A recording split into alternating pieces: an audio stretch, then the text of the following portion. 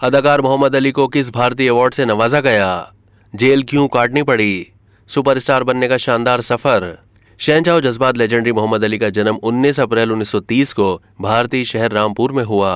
4 बहन भाइयों में से सबसे छोटे मोहम्मद अली अभी 3 साल के थे कि उनकी वालिदा फौत हो गई। उनके वालिद सैयद मुर्शिद अली बड़े दीनी आलिम थे।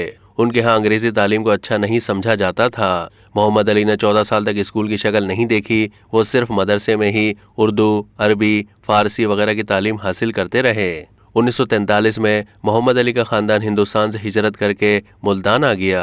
वालिद की सोच में तब्दीली आने के बाद उन्होंने इस्लामिया स्कूल मुल्तान में दाखिल करा दिया। मोहम्मद अली के खानदान के ज्यादातर लोग हैदराबाद सिंध में रहते थे, इसलिए 1955 में वो अपने खानदान के साथ हैदराबाद मुंतकिल हो गए। मोहम्मद अली को पायलट बनने का शौक था, मगर माशी हालत तंग होने के बाइस उन्होंने हैदराबाद में रेडियो पाकिस्तान के ड्रामों में काम करना शुरू कर दिया। उनकी आवाज़ सुनकर जब रेडियो पाकिस्तान के डायरेक्टर जनरल जुल्फ़िकार अली बुखारी ने उन्हें कराची बुला लिया। फिल्म डायरेक्टर फजल अहमद करीम फजली ने जब उन्हें वहां देखा तो अपनी फिल्म चिराग जलता रहा में हीरो का काम दे दिया।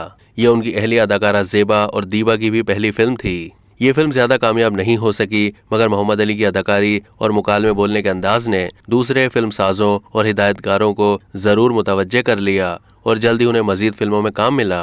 पहली फिल्म के बाद मोहम्मद अली ने इब्तिदाई 5 फिल्मों में बतौर विलन काम किया। उनको शोहरत 1963 में रिलीज होने वाली फिल्म शरारत से मिली। बतौर हीरो उनकी पहली मारूफ फिल्म कनीज थी, जिस पर उन्होंने बेहतरीन अदाकार का निगार अवार्ड भी अपने नाम किया।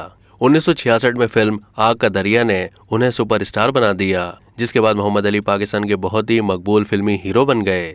मोहम्मद अली ने 300 फिल्मों में अदाकारी के जौहर दिखाए। उनकी फिल्मों की ज्यादातर हीरोइन उनकी अपनी अहलिया ज़ेबा थीं। ये जोड़ी इतनी कामयाब थी कि उन्होंने तकरीबन 75 फिल्मों में एक साथ काम किया।